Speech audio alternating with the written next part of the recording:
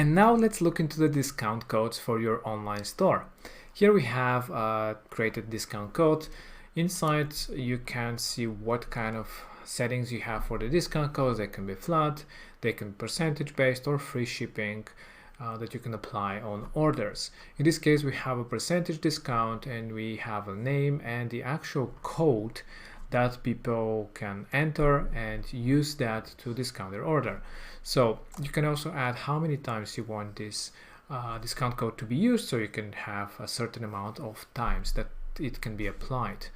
Now if you have products that are on sale and you want to discount them even further with discount codes, make sure that this checkbox is enabled.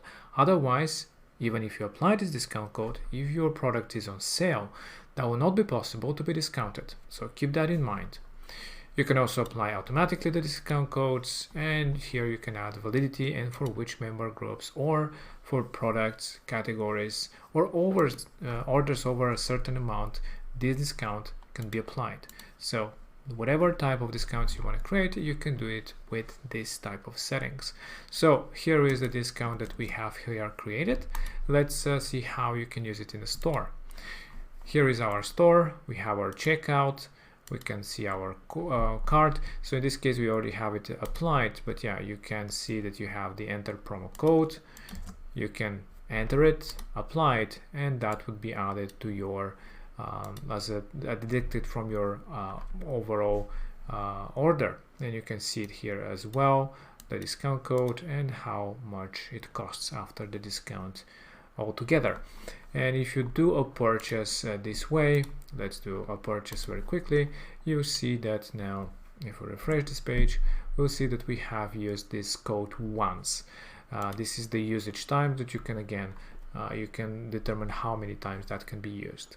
Again, you can do it for a flat fee or a free shipping when you apply a code. So you can create different codes this way for your store.